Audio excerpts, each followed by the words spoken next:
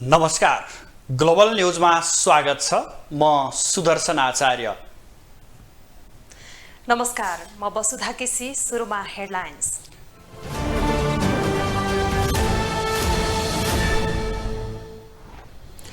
शीर्ष नेतासँग चिनिया जनकङ्ग्रेस अध्यक्षको छुट्टा छुट्टै भेटवार्ता। नेपालमा अमेरिकी गतिविधि बढेको प्रति चासो व्यक्त।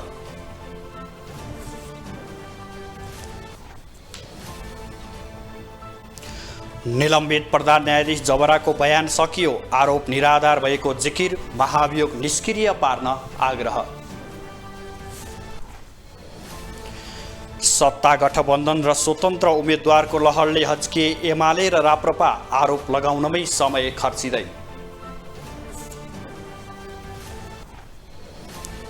अर्मेनियाका आधा दर्जन स्थानमा अजरबैजानको आक्रमण, 49 सैनिकको मृत्यु, कैयौं घाइते।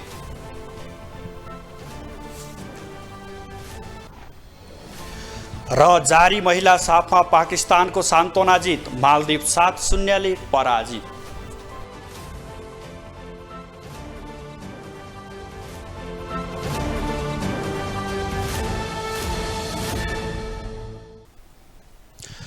ग्लोबल न्यूज अब विस्तारमा।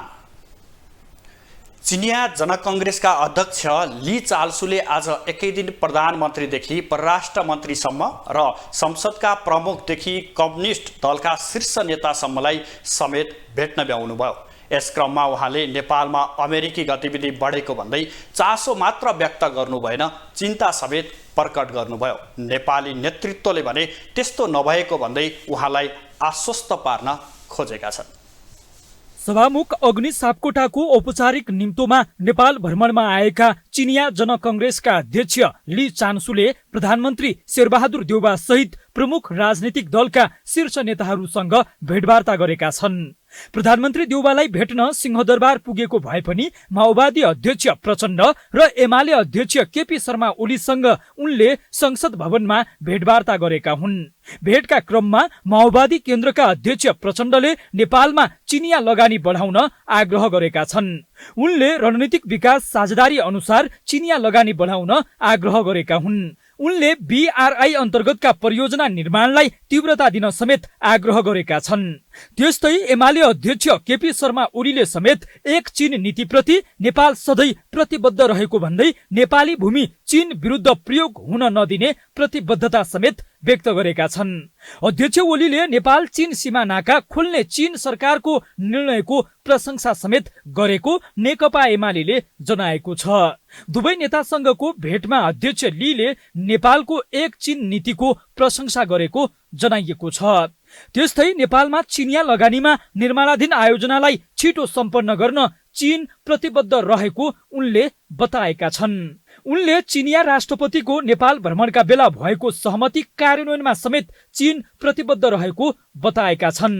बीआरआई कार्यान्वयन गर्न समेत चीन प्रतिबद्ध रहेको अध्यक्ष लीले भनेका छन्। लीले परराष्ट्र मन्त्री नारायण खड्का, सभामुख अग्नि सापकोटा, राष्ट्रिय सभाका अध्यक्ष गणेश तिमेल सिन्हासँग समेत मंगलबार भेटवार्ता गरेका छन्। 4 दिने नेपाल भ्रमणमा आएका लीले बुधबार राष्ट्रपति विद्यादेवी भण्डारीसँग भेटवार्ता गर्नेछन्। अध्यक्ष ली चिनिया संविधान अनुसार दोस्रो वरियता र चिनिया कम्युनिस्ट पार्टी सीपीसी को तेस्रो वरियतामा पर्छन्। चिनिया राष्ट्रपति सी जिनपिङले 2076 असोज 25मा गरेको राजकीय भ्रमणपछि लीबाट दोस्रो ठूलो उच्च तहको भ्रमण भएको हो। अध्यक्ष ली बिहिबार स्वदेश फर्किने कार्यक्रम छ। ग्लोबल टेलिभिजनका लागि कैलाश कठायत, काठमाडौँ। निलम्बित प्रधान न्यायाधीश चोलेन्द्र शमशेर जबरालाई पूरक प्रश्न सोध्ने विषयमा आवश्यक निर्णय लिन भोलि पनि महाभियोग सिफारिस समितिको बैठक बस्ने भएको छ। समितिको मंगलबार सिंहदरबारमा बसेको बैठकमा निलम्बित प्रधान न्यायाधीश जबरासँग बयान लिने क्रम सकिएपछि पूरक प्रश्न सोध्ने विषयमा आवश्यक निर्णय लिन बुधबार बिहान 9 बजे समितिको बैठक पुनः बोलाइएको हो। समितिका प्रवक्ता लक्ष्मीप्रसाद गौतमले जबरासँगको प्रश्नोत्तर सहितको बयान लिने काम सकिएको र पूरक प्रश्न सोध्ने विषयमा निर्णय लिन बैठक बोलाइएको जानकारी दिनुभयो। निलम्बित प्रधान न्यायाधीश जबरालाई सोध्ने समितिले 43 वटा प्रश्नावली तयार गरेको थियो। यसैबीच प्रमुख प्रतिपक्षी नेकपा एमाले भने महाभियोग सिफारिस समितिका सबै बैठक प्रत्यक्ष प्रसारण गर्ने व्यवस्था मिलाउन समितिसँग माग गरेको छ। एमालेका उपाध्यक्ष विष्णु पौडेलले यस अघिका बैठकका निर्णयले गलत ढङ्गले सञ्चार माध्यममा प्रसारण भएको भन्दै त्यसो हुन नदिन अबका बैठक प्रत्यक्ष प्रसारण गर्ने व्यवस्था मिलाउन माग गर्नुभयो। एमाले सत्तारूढ दलका नेताहरूले समितिको गतिविधि आफू अनुकूल हुने गरी सञ्चार माध्यममा दिएको भन्दै बैठकमा असन्तुष्टि जनाएको छ। एकातिर सत्ता गठबन्धन, अर्कोतिर स्वतन्त्र उम्मेद्वारको लहरले प्रतिपक्षीय नेकपा एमाले र राप्रपा आत्तिन थालेका छन्। उनीहरू सत्ता गठबन्धन र स्वतन्त्र उम्मेद्वारलाई विभिन्न आरोप लगाइरहेका छन्।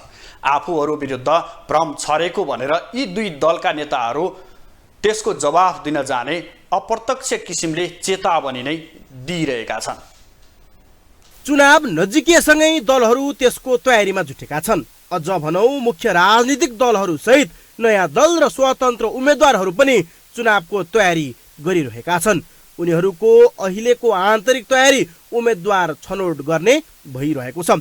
सत्ता गठबन्धनमा सिट बाँडफाँडमा कुरा नमिलेको भए पनि दलको तल्लो कमिटीबाट भने उम्मेद्वारको नाम केन्द्रमा आइसकेको छ। एमाले सहित अन्य साना घटकहरू पनि तालमेल र उम्मेद्वार छनौट गर्न तल्लीन भएर लागेका छन्। सँगै स्वतन्त्र दल दर्ता गरेर देश दौडाहा भर्खर सकेका रवि लामिछाने नेतृत्वको नयाँ दलले पनि उम्मेद्वारको नाम दिन सुरु गरेको छ।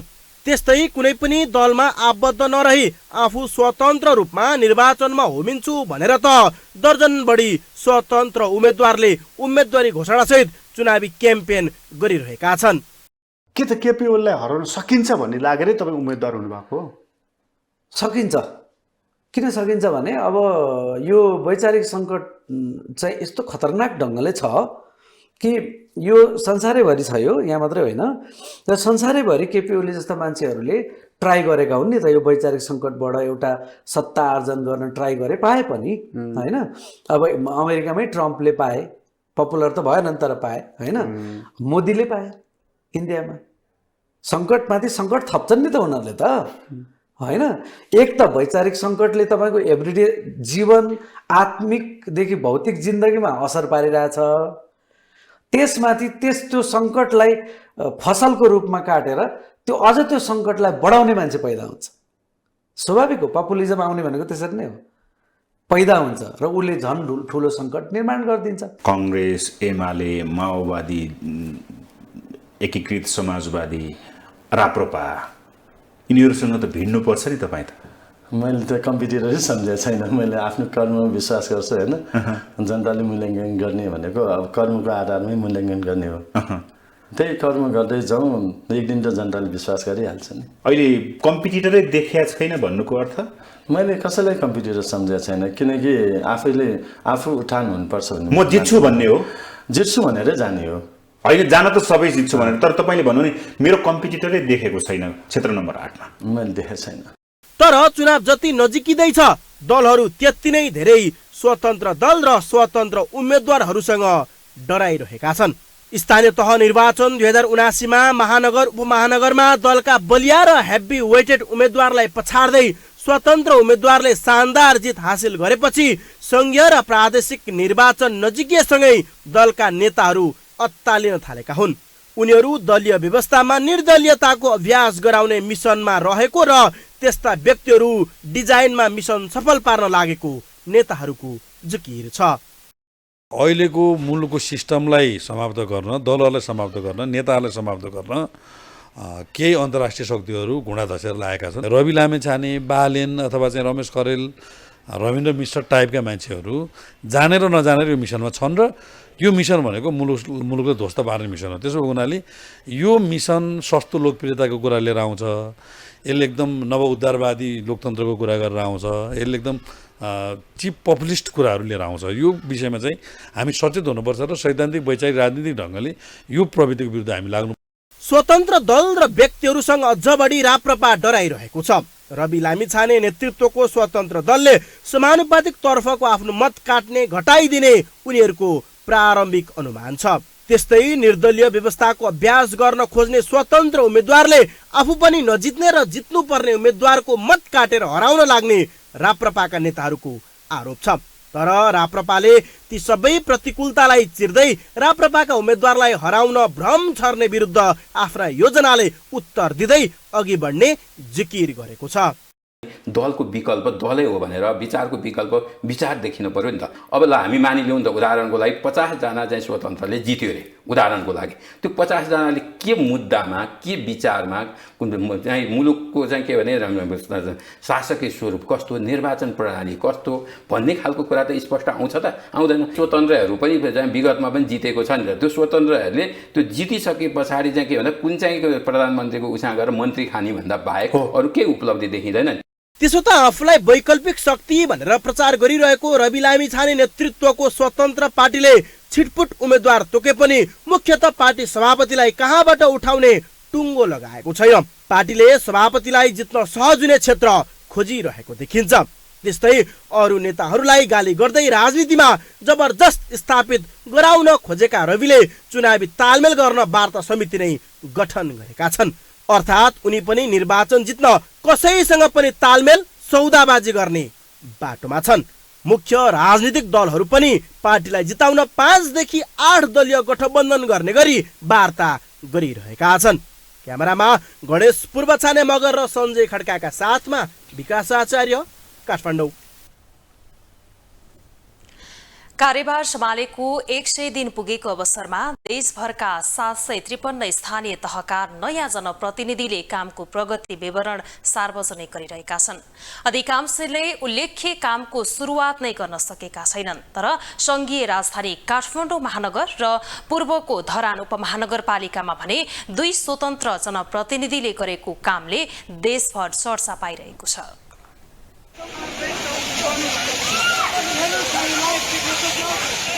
यी दृश्य हुन् धरानी जनताको घर आँगनमा झरेको पानी र काठमाडौँमा रहेका अनाधिकृत संरचनामा चलेको डोजरको। यति बेला देशभरका 753 वटै स्थानीय तहका जनप्रतिनिधिले 100 दिने कामको प्रगति विवरण सार्वजनिक गरिरहेका छन्। अन्य स्थानीय तह 100 दिनमा गुमनाम जस्तै देखिए पनि काठमाडौँ महानगरपालिका र धरान उपमहानगरपालिकाले गरेको कामको उल्लेख्य चर्चा भइरहेको छ। काठमाडौँका मेयर बालेन्द्र शाहले अनाधिकृत रूपमा बनेका संरचना हटाउन सुरु गरेको डोजर अभियानले चर्चा बटुलिरहेका छन् भने धरानका मेयर हर्क साम्पाङ राईले धराने जनतालाई पानी खुवाउन गरेको काम र वृक्षारोपण कार्यक्रमले चर्चा पाइरहेका छन्। आफ्नो चुनावी प्रतिबद्धता अनुसार मेयर बालेन्द्रले काठमाडौँको फोहोर व्यवस्थापनमा काम गरिरहेका छन्। सुरुमा फोहोर व्यवस्थापनमा आलोचित बनेका मेयर बालेन्द्रले पछिल्लो समय महानगरभित्र बनेका अनाधिकृत संरचनामा डोजर चलाउने अभियानले उनको चर्चाको ढोका खोलिदिएको छ। मेयर शाहले डोजर अभियानमा अनाधिकृत रूपमा बनाएका ठूला घरानाको संरचना नै भत्काएका छन्, जसका उदाहरण हुन् काठमाडौँ मल, अल्फाबिटा र आरबी कम्प्लेक्स। बालेन्द्रको 100 दिने प्रगति विवरणमा डोजर अभियानका अलावा मनोरञ्जन कर बुझाउन सरकारी निकायलाई गरेको ताकेता, फुटपाथ र अव्यवस्थित पार्किङ हटाउनु हो। उनको कामको नागरिक स्तरबाटै खुलेरै प्रशंसा भइरहेको छ। मेयर बालेन्द्र शाहले जुन गर्नुभयो त्यो एकदमै सराहनीय छ।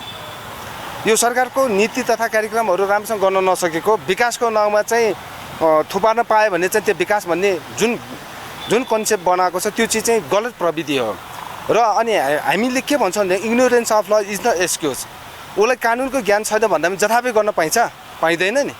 त्यो चिज त थाहा छ। उसले घर तहराहरू बनाउँदाखेरि कहाँबाट सम्बन्धित निकायबाट अनुमति लिनुपर्ने होला, स्वीकृति लिनुपर्ने होला, जानकारी गराउनु पर्ने होला, कति दिनको सम्मको लागि भन्ने कुरा त हुनुपर्छ। नेपालकै सबैभन्दा पहिलो महानगरपालिकामा अव्यवस्थित हुनु भनेको नेपालको विकास कस्तो छ भन्ने कुरा विदेशीले पनि थाहा पाउने कुरा हो। त्यसले गर्दा जुन बालेन्द्र शाहले जुन कार्यक्रम गर्नुभयो त्यो चिज चाहिँ म एकदम सपोर्ट गर्छु।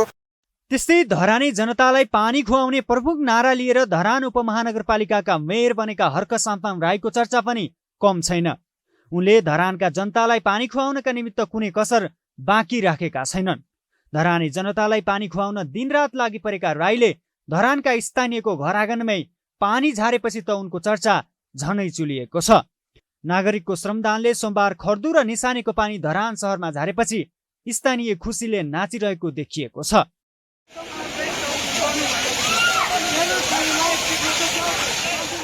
दुई स्वतन्त्र मेयर बालेन्द्र शाह र हर्क साम्पाङ राईले गरेको कामको चर्चा भइरहेको भए पनि अन्य स्थानीय तहका जनप्रतिनिधिले भने खासै काम गर्न सकिरहेका छैनन्। ग्लोबल टेलिभिजनका लागि क्यामेरामा सञ्जय खड्काका साथमा विनोद विक्रम भण्डारी, काठमाडौँ। अब पालो ग्लोबल भोइसको।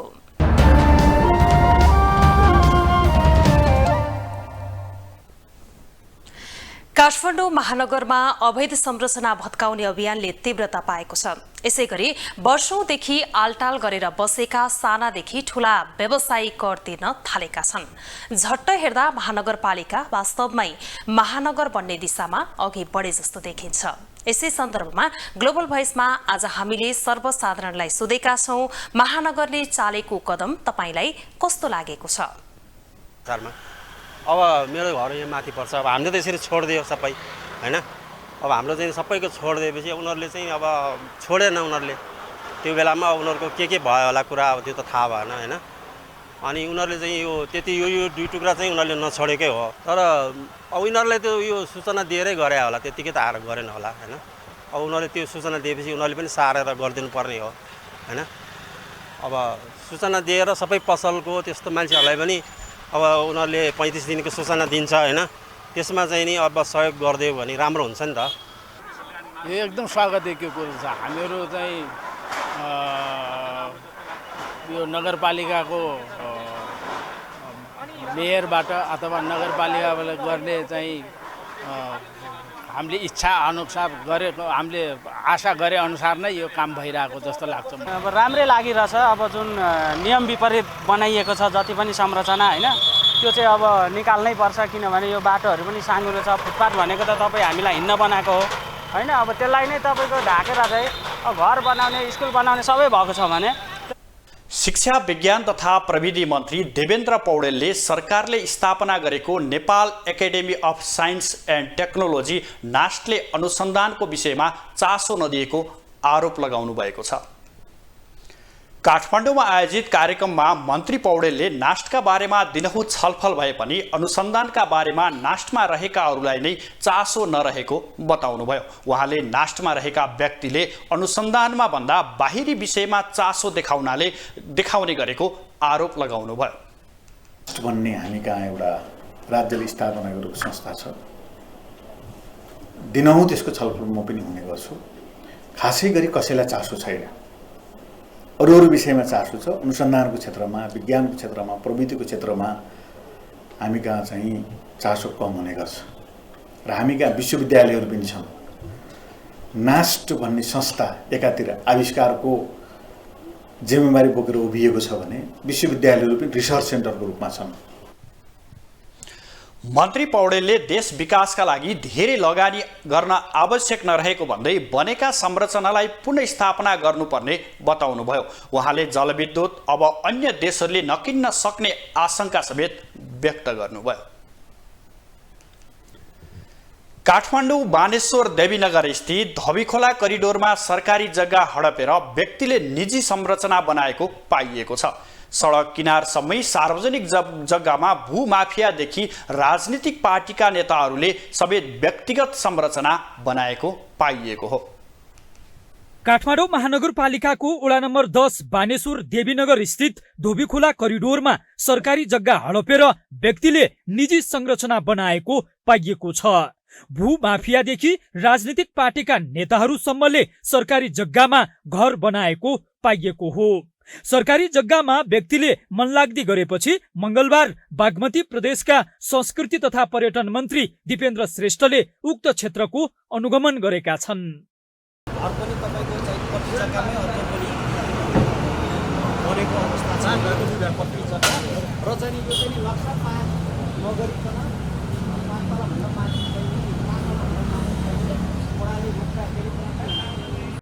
राजनीतिक व्यक्तिहरूले समेत सरकारी जग्गामा निजी घर बनाएको देखिएको छ। बागमती प्रदेशका संस्कृति मन्त्री दिपेन्द्र श्रेष्ठको दाबी अनुसार राजनीतिक दल र राजनीतिक नियुक्ति लिएका कतिपय व्यक्तिको निजी घर समेत सरकारी जग्गामा रहेको पाइएको छ। त्यसबाहेक अन्य व्यक्तिहरूले पनि सरकारी जग्गा हडपेर अवैध संरचना बनाएका छन्। सरकारी आँकडा अनुसार यो ठाउँमा झण्डै 8 रोपनी धोबी खोलाको जग्गा अतिक्रमण भएको छ। अलिकति चाहिँ नि डर त्रास धम्की दिएर समाजमा भएका व्यक्तिहरूलाई चाहिँ नि टोल सुधार समितिहरूदेखि लिएर सबै व्यक्तिहरूलाई चाहिँ नि पटक पटक उहाँहरूले चाहिँ नि पनि यसमा लाग्नुभयो। कतिलाई आक्रमण पनि गरेको समेत घटनाहरू पनि थाहा छ। अब राज्यका यहाँ पूर्व प्रधान न्यायाधीशदेखि लिएर राज्यका विशिष्ट श्रेणीका व्यक्तिहरू वरिष्ठ अधिवक्तादेखि लिएर बुद्धिजीवीहरू यहाँ हुनुहुन्छ। तर एउटा भयात्मक अवस्थाको कारणले कसैले पनि उनको प्रतिरोधमा आउन नसकेको अवस्था र अहिले हामी आफै चाहिँ नि आइरहेका छौँ। सरकारी जग्गामा व्यक्तिले बनाएका संरचना भत्काइने मन्त्री श्रेष्ठको दाबी छ। सार्वजनिक सम्पत्तिको संरक्षण गर्नु सरकारको दायित्व भएको उनले बताएका छन्। उनले काठमाडौँ महानगरपालिकासँगको सहकार्यमा व्यक्तिगत संरचना भत्काइने दाबी गरेका छन्। मलाई लाग्छ अहिले बालेन्जीलाई पनि म पटक पटक गएर भेट्न गएको छु। अब चाहिँ चाँडै यसको चाहिँ नि निरूपण हुन्छ र संयुक्त रूपमा बालेन्जी हामी सहभागी भएर यसलाई चाहिँ नि राज्यको स्वामित्वमा ल्याउँछौँ र ल्याउनको लागि उहाँ पनि व्याकुल हुनुहुन्छ र हामी त अत्यन्त महिनौँ दिनदेखि हामी यसमा लागिरहेका छौँ। हुन त सरकारी जग्गा मिचेर व्यक्तिले रजाई गरेको घटना यो मात्र होइन। काठमाडौँ मात्रै नभएर देशका विभिन्न ठाउँमा सार्वजनिक जग्गा अतिक्रमण गरेका घटना थुप्रै छन्। त्यस्ता जग्गा फिर्ता गर्दै सार्वजनिक सम्पत्तिको संरक्षण गर्न आवश्यक रहेको सरकारवालाहरूले बताउँदै आएका छन्। ग्लोबल टेलिभिजनका लागि क्यामेरामा विजय ठकुराठीका साथमा कैलाश कठायत, काठमाडौँ। अब इन्टरनेशनल न्यूज।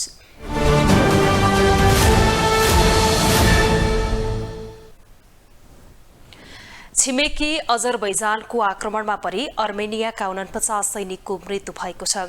अर्मेनियाका प्रधानमन्त्री निकोल पसियानाले मंगलबार संसदलाई अजरबैजानले सोमबार राति गरेको आक्रमणमा आफ्ना सैनिक मारिएको जानकारी दिएका हुन्। समाचार संस्था एपीका अनुसार अजरबैजानका आधा दर्जन स्थानमा अजरबैजानी सेनाले आक्रमण गरेका थिए। दुवै देशले सोमबारको तनाव सुलिनुमा एक अर्कालाई दोष लगाएको समाचार संस्था रोयटर्सले जनाएको छ।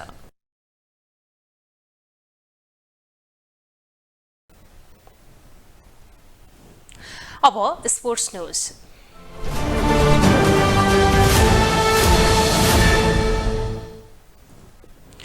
8 वर्षपछि फुटबलको लयमा फर्किएको पाकिस्तानले काठमाडौँमा जारी साफ महिला च्याम्पियनसिपमा मालदिभ्सलाई हराउँदै प्रतियोगितामा सान्तोना जित निकालेको छ।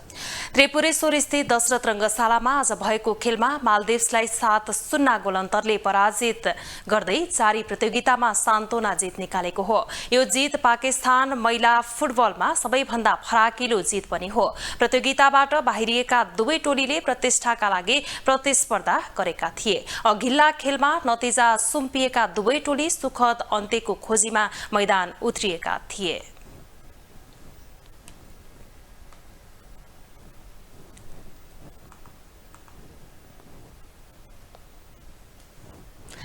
ग्लोबल न्यूजको अन्त्यमा अहिलेसम्मका हेडलाइन्स पुनः एकपटक।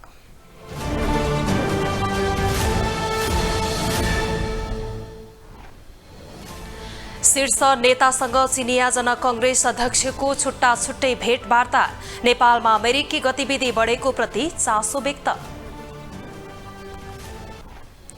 निलम्बित प्रधान न्यायाधीश जबराको बयान सकियो, आरोप निराधार भएको जिकिर।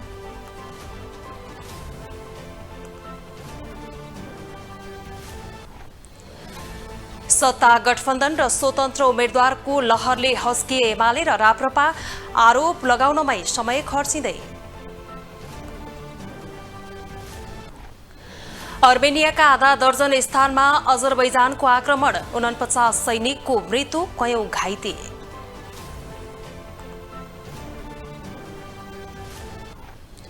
र जारी महिला साफमा पाकिस्तानको सान्तोना जित, मालदिभ 7-0 ले पराजित।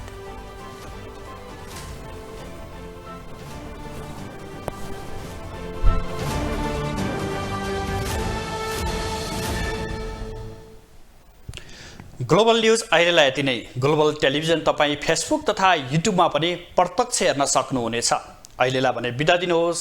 नमस्कार।